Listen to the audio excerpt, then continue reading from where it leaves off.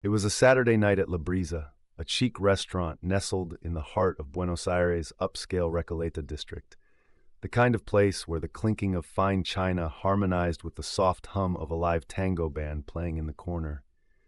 The air was thick with the scent of sizzling steaks and rich Malbec, and the room buzzed with the energy of the city's elite. Tech moguls toasted to their latest ventures, couples celebrated milestones, and groups of friends laughed over glasses of artisanal cocktails. Among them sat Camila Rojas, a woman in her late 40s whose designer dress and diamond-studded accessories screamed wealth and privilege.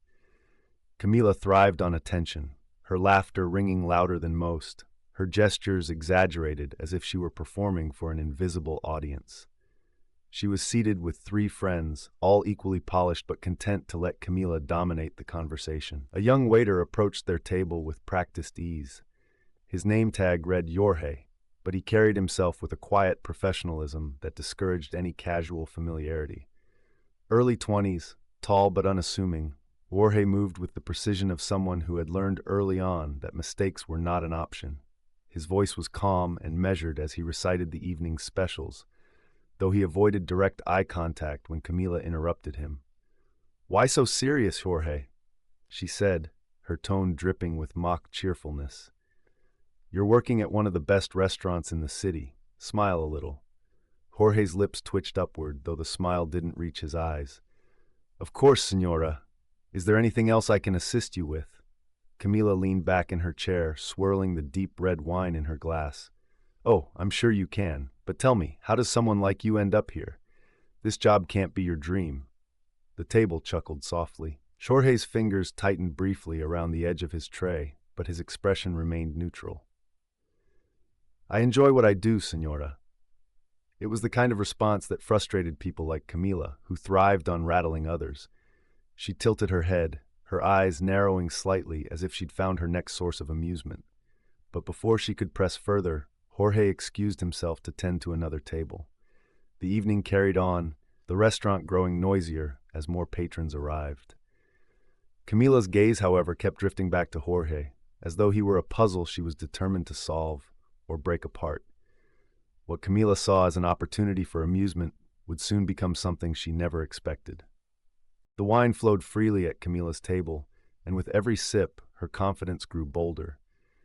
Laughter punctuated the air as her friends indulged her sharp commentary about everyone from the hostess to the couple seated across the room.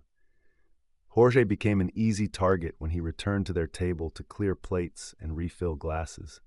Camila seized the moment. "Tell me, Jorge," she began, her voice cutting through the ambient noise.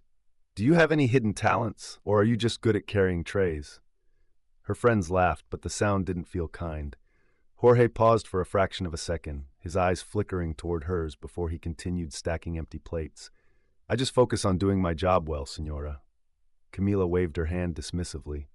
"Come on, don't be modest. You must have some kind of talent. I've heard people from your background often have musical gifts.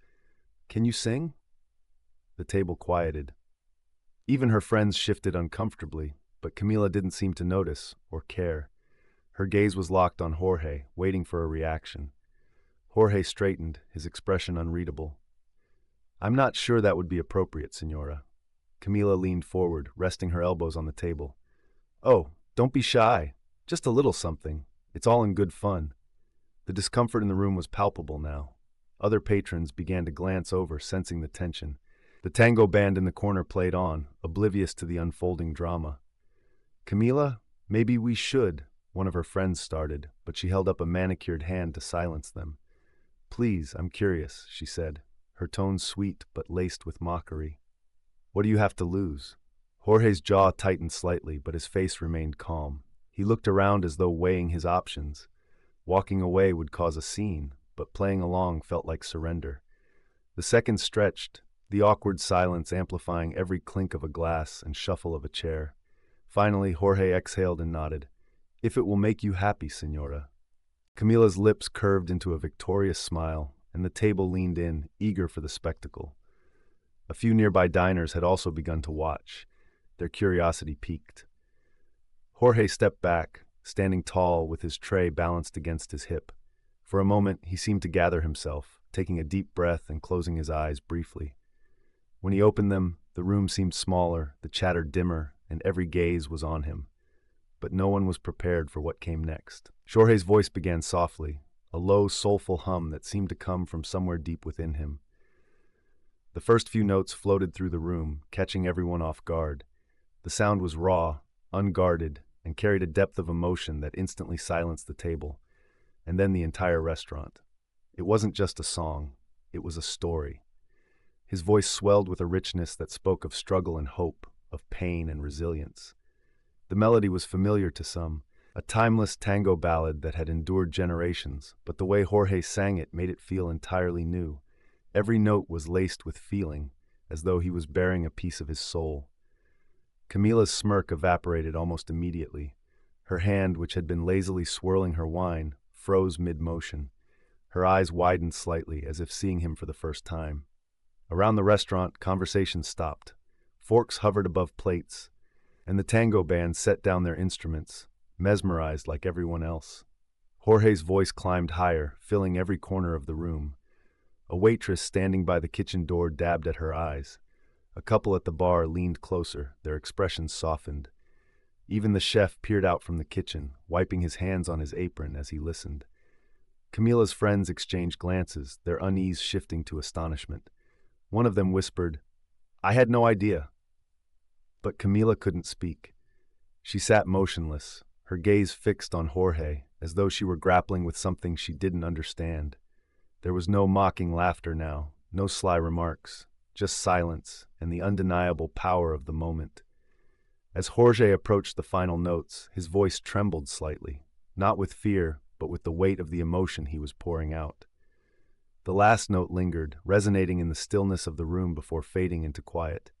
For a few seconds, no one moved. It was as if the entire restaurant had been collectively holding its breath. Then, slowly, the sound of applause began to ripple through the crowd.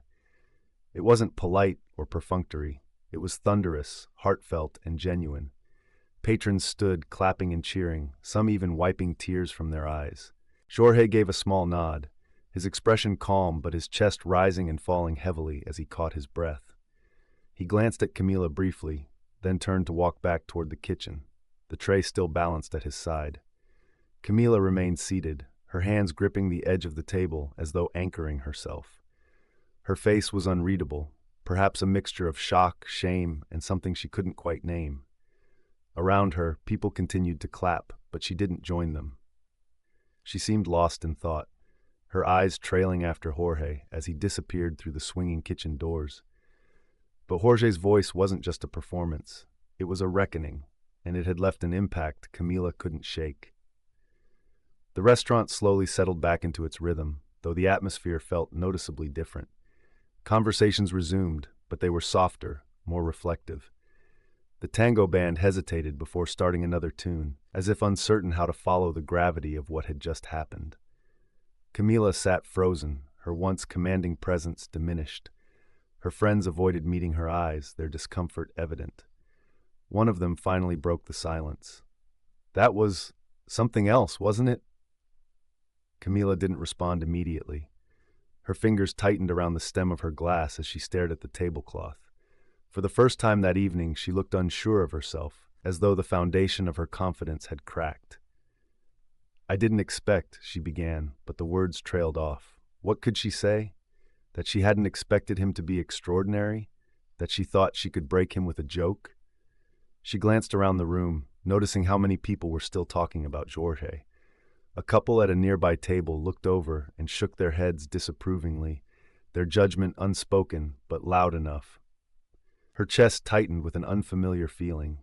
Was it regret? Embarrassment? Maybe both. She reached for her wine but didn't drink, setting the glass back down as though the taste no longer appealed to her. As the check arrived and the table began to settle up, Camila glanced toward the kitchen door. She watched Jorge as he moved between tables, graceful and composed, treating every patron with the same level of professionalism and care. There was something about him that now felt untouchable, as though the performance had elevated him far beyond the role she had tried to box him into. Camila sighed and reached for her purse. pulling out a crisp bill that she folded neatly into the check presenter. She hesitated for a moment before writing something on the back of the receipt and closing it. As the group stood to leave, she lagged behind, scanning the room one last time before stepping out into the cool night air. Back in the restaurant, Jorge returned to the table after the group had gone. He opened the check presenter and found the bill along with a note scribbled in delicate handwriting. "Your voice has a power I didn't expect. Thank you for reminding me what humility sounds like." Jorge read the words twice, his face unreadable. He tucked the note into his pocket, not for validation, but because it felt like a rare acknowledgement of something deeper. It wasn't an apology, but it was something. That night, as Camila rode home in silence, she stared out of the window, seeing her reflection in the glass, but not recognizing herself. The memory of Jorge's song lingered, challenging her to confront the ways she used her privilege. For the first time in years, she felt the stirrings of change, small but undeniable. Meanwhile, Jorge returned home to his modest apartment, greeted by the warm glow of a single lamp and the faint scent of coffee. He placed the note on his kitchen counter, then sat down with a deep exhale. The night had been exhausting, but it had also been affirming. He didn't need Camila's approval, nor anyone else's. His voice, his dignity, they had always been enough. The story reminds us of the quiet power of authenticity and the profound impact of respect. It challenges us to consider how we treat others and the ways our actions, even small ones, can resonate far beyond the moment.